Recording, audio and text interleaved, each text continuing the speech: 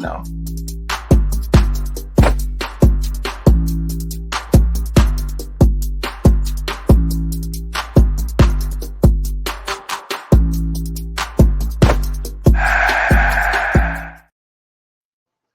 What up? You fresh off from the game. Fresh off. Yeah. So what's your thoughts on that victory from Real Madrid? Well, it started off good actually. It started off well with Real Madrid playing much better. In terms of much better touches, better passes, much more control of the game than they had previously in other games that they played. And yeah, a quick goal by Lucas Vasquez. At that time, we called him Mr. Fundamentals, right? As the game wore on, though, yeah, he went back to being Cone. So yeah, good goal, good goal from Vasquez. Um, Vinny was playing well. Everybody was playing well. In that first half. I would say goals wasn't really showing up as much, but definitely showed out in the early parts of the second half. So overall, I think the game was fine until about what? When was that? When did Somewhere about the Al- 80th minute, somewhere around there. yeah, around there. Looking at it around about the 85th minutes. I don't know what went on there. I would say like about the you're correct. It's around the 80th minute because that's when Vallejo came on. Yeah, it was around the 80th minute. Yeah, it was. But you hitting on Vallejo so but Well, but it was clear though. I mean, the stats show. I mean, I won't 100% blame him, but Mhm. you could take like a 75% because Lucas didn't help him at all. At that time, everybody should have been deeper, gave him a little more assistance. Lucas was running up like if he still had to score a goal, which was necessary in my opinion. Right. So to me, that it wasn't 100% his fault, but at the same time your car come on there and everybody beating you for pace and yeah, it Position it and all these kind of other yeah, things. it looked very very shaky and you could have seen after while they were actually targeting him on that side of the field to actually Mhm. make inroads to be able to create something. So clearly, the right hand side after the 80th minute became a huge problem for Real Madrid when it comes to defending. Agreed. It was a good game as we were talking earlier on. They they seem to be gelling a lot more, and with with Jude being back, it has more or less kind of put a link between the midfield and the front line.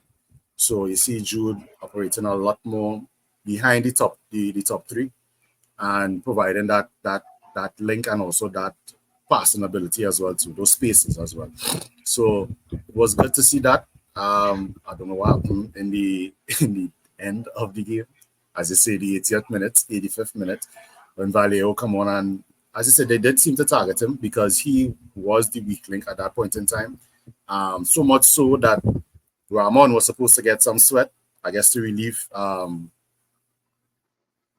Rudiger. Rudiger, yeah. Yeah, but he was swiftly sent back to the bench, and so I don't know. I mean, it wasn't a bad performance. It's just the lapse at the end. I would say what was the issue, but generally a good game all around. Mbappe looked very good. He had some chances go arrive. Vinny as well too, but um, definitely a good game for the team as a whole. I mean, if I could nitpick a little bit, I would say Mbappe touches still a bit heavy. Touches doesn't seem as clean. I mean, the goal that he scored was off of some nice light touches where he didn't overhit the Mhm. ball or anything like that. But generally speaking, he doesn't still look 100% to me from the Mbappe that we are accustomed seeing for France Right. and previously for PSG. So I guess it's still on its way. The first his first real test. is going to be weekend against Atletico Madrid.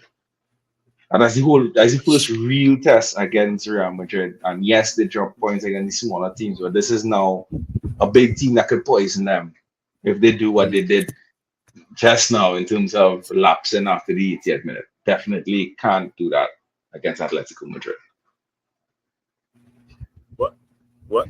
Well, I mean, as I said, this should be a bigger test, or the biggest test for the season so far.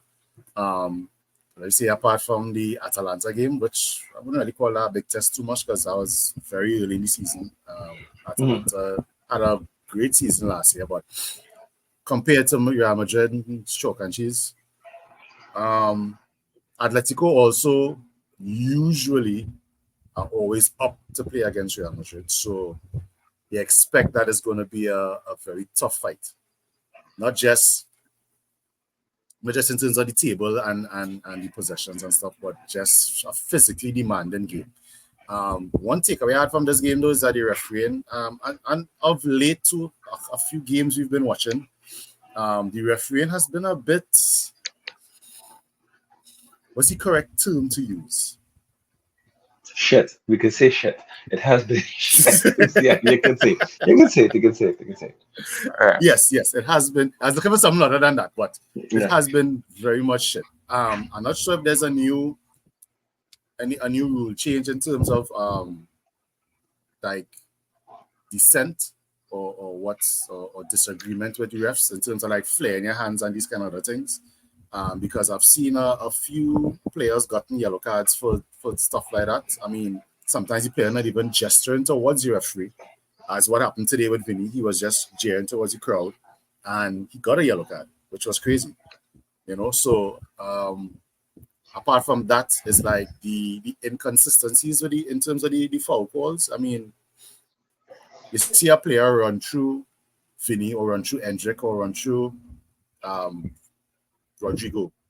There's no foul, or even if there's a foul, there's no card. If it happens on the other end, instantly a card or instantly a foul.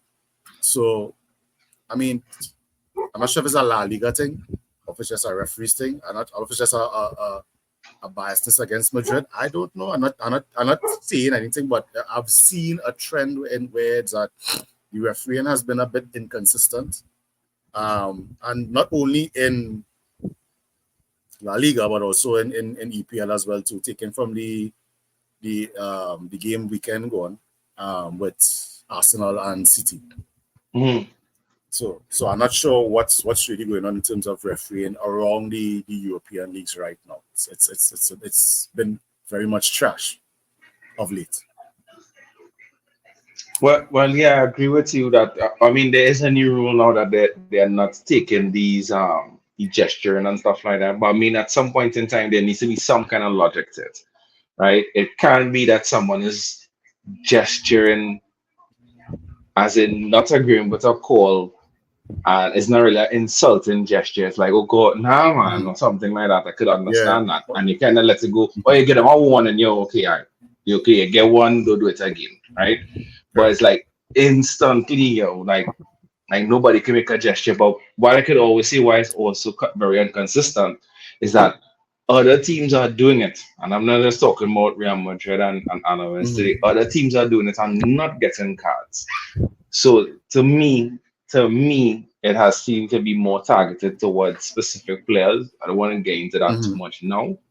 But to me, that's what it seems like.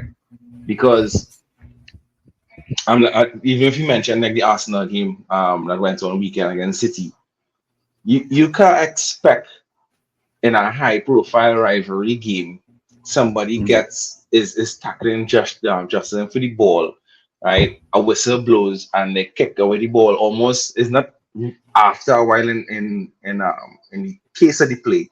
It's like literally nanoseconds or a second after the whistle blows, and you give somebody a second yellow for that. I can understand at first, but the second you'll be like, hey, for this, yo, take it easy, don't do that. Get a little warning, yo, you're on a yellow, don't push it to that level. And I think that is the problem I'm having with the inconsistencies across both La Liga and EPL when it comes to the refereeing decisions. But At the end of the day, a win is a win. Some positives to take, some Mhm. negatives to take. Mhm. I will say it again, once again, we give away a great Marin who just came back off of loan to keep Vallejo, who to me makes absolutely no sense in the back line. Um, yeah, it's going to be a long season for Militao and Rudiger because they have no real Relief. respite or relief, yeah, from the sub bench. Sure, it's What going to be a long season for them. any word on what's Alaba's status? I mean, even if he comes back, let's just say next year, late in the season next year, you're still looking at a player who has to get back in form and fitness after being out for what 2 years now. That would be 2 years, give or take, or a year and No, a half. no, it wasn't 2 years. No, it will be It roughly. It could be coming seems up on a year, right? It could be coming up about a year because it was the same like a season as Militao when he got his own. As Militao got at the very start of the season. correct, right, true, very true. Yeah. So you're looking at a player who's been out for a year. He's a year older. Um, Also has to regain that fitness and match sharpness. Hmm. So I mean, he's by no means a scrub, but still, I mean, being out for that long, it takes from a game a bit. So, but I mean, I guess a 50% or 85% Alaba is better than a 100% Vallejo. I guess so. But remember when Militao came back from his ACL, how slow he looked. He looked very, his Mm-hmm. movement and everything was very slow. Luckily, he had Copa and stuff to kind of give back some match fitness. Alaba won't have that. Right. So, Try by fire. rumors is around November, December is when he's supposed to return. Um, I don't know if it's the training or if it's the return to be able to play actual match, Mhm. but either which way, he won't be any great factor to me in that back line Right. for the season. As I say, it's a long season for Militao and Rudiger. Long. Well, I mean, Rudiger has been running our marathon since last season with all the injuries. So I guess it's just to continue. Yeah. Want to give a big shout out to Goes though. Goes is finally he listens to the podcast though. He listens to the podcast. Hold on, hold on, hold on, hold on, hold on, hold on, hold on. Hold on. Big up to Goes, yes, but I don't want to give him too much credit yet because he does. This is what he does, right? He gives you the flashes like, yeah, boy, Goes, boy, that's he player we know, that's he man we know, and then there's a string of 5 games when it is he's back to being Casper, So I mean, I'm gonna see some inconsistent. Let me see some consistency first before I be like, yeah, cool. Yeah, you're looking like yourself again. But hats off to him. He had a very good game. He had a very good game. Credit to him. He had a very good game today. Um, Solidified with the goal. But you need to see more of that.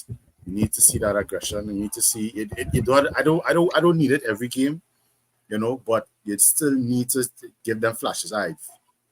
You're on the left plenty. Give them something to face on the right.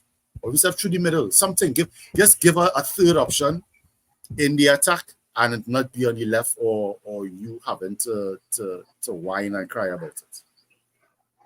Yeah, and to me, I give him credit too because of how he's kind of owning the right a little bit more. He did drift to the left, but nowhere as much as he did previously in previous games. Mm-hmm. So him being more on the right, coming to the center, even coming back deeper at times to collect the ball, etc. I real happy with that. I want to see more of that. And also, pick up the Fede man, right? We surprised Fede didn't join the podcast because he was everywhere. So yeah, because As I say, as I call him Freddy Batman, or the man is everywhere. yeah, everywhere. The man was everywhere. So I mean that could be one of the reasons to why we dropped in the amount of effectiveness we had in the midfield there too, which didn't help Vallejo. Um, but yeah, shout out to Fede too, man. Great cross field ball to Vinny to start off that move for the first goal. Agreed. Agreed. Yeah. So anything, All around good mm, performance. yeah. So anything else you want to touch on before we look to wrap up? Um, There was one thing about I can't remember it right now, so I think I'll just save it for next episode. Anything you have any question? I know you always have something you gotta get off your chest. So you wanna get that heat to get off your chest? I mean, you know. Nah, not this time. Not this time. I think I'm good. I think I've mentioned everything I needed to mention in that game. Right? I think I reached that point. Just letting you know I'm buying an Hendrick jersey for sure. And yeah. Yeah, you gotta put Bobby Horse. Right, sorry. I'll buy a Bobby jersey for sure. And yeah. Bobby jersey. Yeah, I'll buy a Bobby jersey for sure. Before we go, right? Right. I do it a little different today. Right.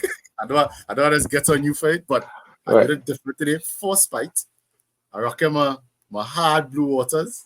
You see, no sponsorship. No